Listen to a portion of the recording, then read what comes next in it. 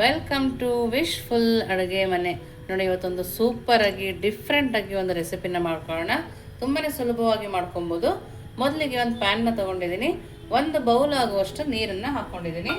ಹಾಗೆಯೇ ಒಂದು ಅರ್ಧ ಸ್ಪೂನ್ ಆಗುವಷ್ಟು ಉಪ್ಪು, ಒಂದು 1/4 ಸ್ಪೂನ್ ಆಗುವಷ್ಟು ಚಿಲ್ಲಿ ಫ್ಲೇಕ್ಸ್, ಒಂದು 1/4 ಸ್ಪೂನ್ ಆಗುವಷ್ಟು ಜೀರಿಗೆನ ಹಾಕ್ಕೊಂಡಿದ್ದೀನಿ. ಹಾಗೆಯೇ ಒಂದು 1/4 ಸ್ಪೂನ್ ಆಗುವಷ್ಟು ಕಪ್ಪು ಎಳ್ಳನ್ನು ಹಾಕ್ಕೊಂಡಿದ್ದೀನಿ. ಹಾಗೆಯೇ ಸ್ವಲ್ಪ ಅಜ್ವೈನ್ನ ಹಾಕ್ಕೊಂಡಿದ್ದೀನಿ. ಸ್ವಲ್ಪ ಡೈಜೆಷನ್ಗೆ ತುಂಬ ಚೆನ್ನಾಗಿರುತ್ತೆ ಅಂತೇಳಿ ಅಜ್ವೈನ್ನ ಹಾಕ್ಕೊಂಡಿದ್ದೀನಿ. ಸ್ವಲ್ಪನೇ ಕೊತ್ತಂಬರಿ ಸೊಪ್ಪು. ಇಷ್ಟನ್ನು ಹಾಕಿ ಸ್ವಲ್ಪ ಕುದಿ ಬರೋ ತನಕ ನಾವು ಕುದಿಸ್ಕೊಬೇಕು. ನೋಡಿ, ಈ ಥರ ಚೆನ್ನಾಗಿ ಕುದಿಯುವಾಗ 1 ಕಪ್ ಆಗುವಷ್ಟು ಗೋಧಿ ಹಿಟ್ಟನ್ನು ಹಾಕ್ಕೊಳ್ತಾ ಇದ್ದೀನಿ. 1 ಕಪ್ ನೀರಿಗೆ 1 ಕಪ್ ಗೋಧಿ ಹಿಟ್ಟನ್ನು ಹಾಕ್ಕೊಂಡಿದ್ದೀನಿ. ಲೋ ಫ್ಲೇಮಲ್ಲಿಟ್ಟು ಒಂದು ಸರಿ ಮಿಕ್ಸ್ ಮಾಡ್ಕೊಳ್ಳೋಣ. ಮನೇಲಿ ಯಾವ್ಯಾವ ವಸ್ತು ಇದೆಯೋ ಅದರಲ್ಲೇ ನಾವು ಮಾಡ್ಕೊಬೋದು. ಮಕ್ಕಳು ಸಮ್ಮರ್ ಅಂತ ಮನೇಲಿ ಇರ್ತಾರಲ್ಲ, ಆ ಟೈಮಲ್ಲಿ ಏನಾದರೂ ಡಿಫ್ರೆಂಟಾಗಿ ಬೇಕು ಅಂತ ಕೇಳಿದಾಗ ನಾವು ಇದನ್ನು ಮಾಡಿಕೊಡ್ಬೋದು. ನೋಡಿ, ಈ ಥರ ನೀಟಾಗಿ ಕಲಿಸ್ಕೊಂಡು ನಾವೀಗ ಸ್ಟವನ್ನು ಆಫ್ ಮಾಡ್ಕೊಬೇಡ.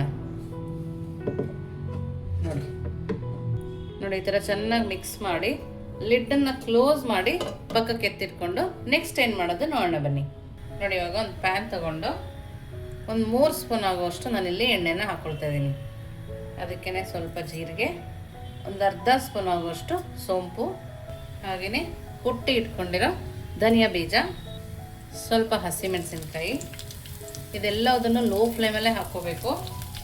ಹಾಗೆಯೇ ಒಂದು ಅರ್ಧ ಸ್ಪೂನ್ ಆಗುವಷ್ಟು ಖಾರದ ಪುಡಿ, ಒಂದು ಅರ್ಧ ಸ್ಪೂನ್ ಆಗುವಷ್ಟು ಧನಿಯಾ ಪೌಡರ್, ಸ್ವಲ್ಪ ಗರಂ ಮಸಾಲ, ಸ್ವಲ್ಪನೇ ಆಮ್ಚೂರ್ ಪೌಡರ್, ಇಷ್ಟನ್ನು ಹಾಕಿ ಒಂದು ಸರಿ ನಾವು ಇದನ್ನು ಕೈ ಆಡಿಸ್ಕೋಬೇಕು.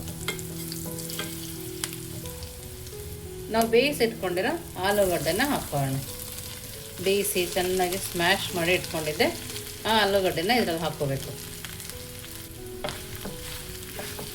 ನೋಡಿ, ಅದನ್ನು ಹಾಕ್ಕೊಂಡು ಚೆನ್ನಾಗಿ ಮಿಕ್ಸ್ ಮಾಡಿಕೊಂಡು ಸ್ವಲ್ಪ ಹಸಿ ಬಟಾಣಿನ ಕೂಡ ಸೇರಿಸ್ಕೊಳ್ಳೋಣ.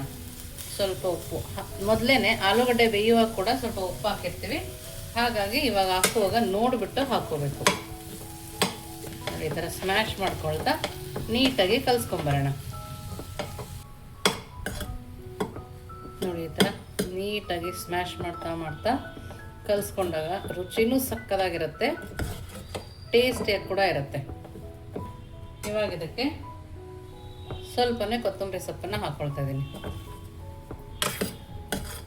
ನೋಡಿ, ಈ ಥರ ನೀಟಾಗಿ ಕಲಿಸ್ಕೊಳ್ಬೇಕು. ನಾನು ಫ್ಲೇಮ್ನ ಮೀಡಿಯಮ್ ಫ್ಲೇಮಲ್ಲಿ ಇಟ್ಕೊಂಡು ಕಲಿಸ್ಕೊಳ್ತಾ ಇದ್ದೀನಿ. ಮಸಾಲ ಹಾಕಬೇಕಾದ್ರೆ ಲೋ ಫ್ಲೇಮಲ್ಲಿ ಇಟ್ಕೊಂಡು ನಾವು ಕಲಿಸ್ಕೊಬೇಕಾಗತ್ತೆ. ನಮ್ಮ ಮಸಾಲ ರೆಡಿ ಇದೆ. ಇವಾಗ ಸ್ಟವನ್ನು ಆಫ್ ಮಾಡ್ಕೊಳ್ಳೋಣ. ಇವಾಗ ಇದನ್ನು ತಣ್ಣಗೆ ಹಾಕಿಬಿಟ್ಟು ನೆಕ್ಸ್ಟ್ ಏನು ಮಾಡೋದು ನೋಡೋಣ ಬನ್ನಿ. ನೋಡಿ, ಇವಾಗ ತಣ್ಣಗೆ ಹಾಕಿ ಇಟ್ಕೊಂಡಿದ್ವಲ್ಲ, ನೋಡಿ ಇವಾಗ ತಣ್ಣಗಾಗಿದೆ.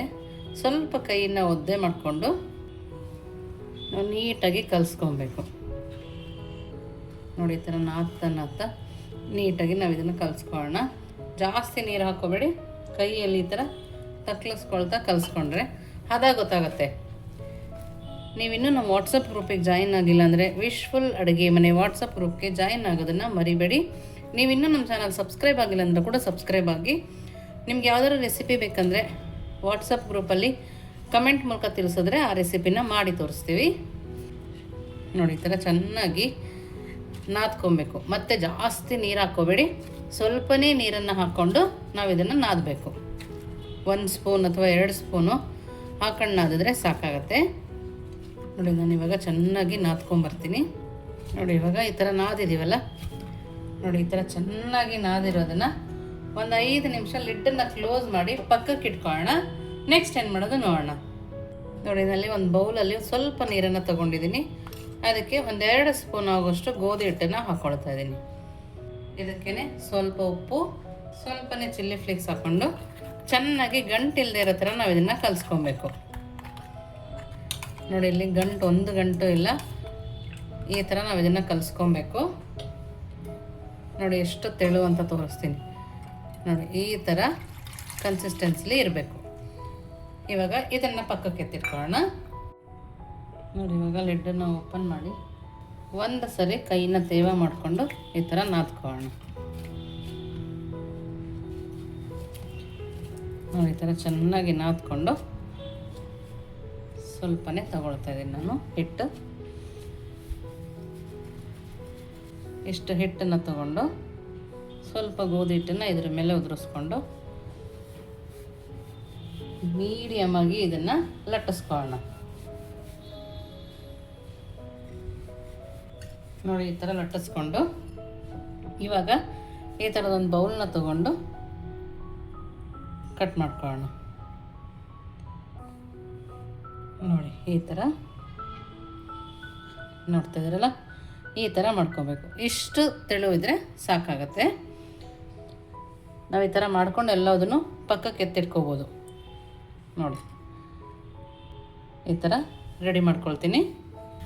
ನೋಡಿ ಎಲ್ಲವುದು ಮಾಡಿ ರೆಡಿ ಇದೆ. ಇವಾಗ ಇದಕ್ಕೆ ಒಂದು ಸ್ಪೂನ್ ಆಗುವಷ್ಟು ಸ್ಟಫಿಂಗ್ನ ಹಾಕೋಣ. ನೋಡಿ ಈ ಥರ ಕವರ್ ಆಗಬೇಕು, ಆ ಥರ ನಾವಿಲ್ಲಿ ಸ್ಟಫಿಂಗ್ನ ರೆಡಿ ಮಾಡ್ಕೊಂಡಿರೋದು. ನೋಡ್ತಾ ಇದ್ದೀರಲ್ಲ ಎಷ್ಟು ಸಕ್ಕದಾಗಿ ಬರ್ತಾಯಿದೆ ಅಂತೇಳಿ. ನಿಮಗೆ ಯಾವ ಶೇಪ್ ಬೇಕೋ ಆ ಶೇಪಲ್ಲಿ ನೀವು ಇದನ್ನು ಮಾಡ್ಕೋಬೋದು. ನೋಡಿ ಎಲ್ಲದನ್ನು ಅದೇ ಥರ ರೆಡಿ ಮಾಡ್ಕೊಳ್ಳೋಣ. ನೋಡಿ ಇನ್ನೊಂದು ಕೂಡ ಹಾಕೋದನ್ನು ತೋರಿಸ್ತೀನಿ. ನೀಟಾಗಿ ಫೋಲ್ಡ್ ಮಾಡ್ಕೋಬೇಕು. ಯಾವಾಗಲೂ ಅದೇ ಥರ ಪರಾಟ ಚಪಾತಿ ಮಾಡಿಕೊಟ್ಟು ಬೇಜಾರಾದಾಗ ಈ ಥರ ಡಿಫ್ರೆಂಟಾಗಿ ಮಾಡಿಕೊಟ್ರೆ ಮಕ್ಕಳಿಗೂ ಇಷ್ಟ ಆಗುತ್ತೆ. ನೋಡಿ ನಾನೆಲ್ಲದನ್ನು ಮಾಡ್ಕೊಂಬರ್ತೀನಿ. ನೋಡಿ ಎಲ್ಲದನ್ನು ಇದೇ ಥರ ರೆಡಿ ಮಾಡ್ಕೊಂಡಿದ್ದೀನಿ. ನೋಡಿ ನೀಟಾಗಿ ಕ್ಲೋಸ್ ಮಾಡ್ಕೋಬೇಕು. ನೋಡಿ ಎಲ್ಲ ನೀಟಾಗಿ ರೆಡಿಯಾಗಿದೆಯಲ್ಲ. ಇವಾಗ ಇದನ್ನು ನೋಡಿ ನಾವು ಮೊದಲೇ ಗೋಧಿ ಹಿಟ್ಟಿನ ನೀರು ಮಾಡ್ಕೊಂಡ್ವಲ್ಲ ಅದರೊಳಗಡೆ ಸ್ವಲ್ಪ ಡಿಪ್ ಮಾಡಿ ಇವಾಗ ಮೊದಲೇ ಬಾಣಲೆಯಲ್ಲಿ ಎಣ್ಣೆ ಕಾಯ್ಕಿಟ್ಕೊಂಡಿದ್ದೆ. ಆ ಎಣ್ಣೆ ಒಳಗಡೆ ಹಾಕಬೇಕು.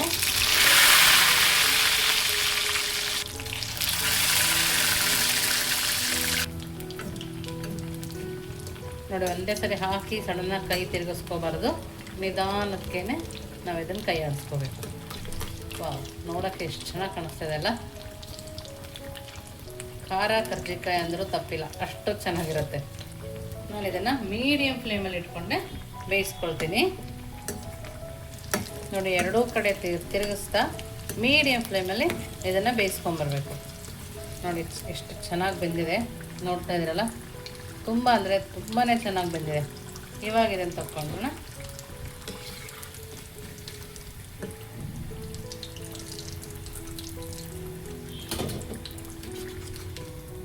ನೋಡಿ ಈಗ ಮಿಕ್ಕಿದ್ದೆಲ್ಲ ಅದನ್ನು ಅದೇ ಥರ ಬೇಯಿಸ್ಕೊಂಡು ಬರ್ತೀನಿ.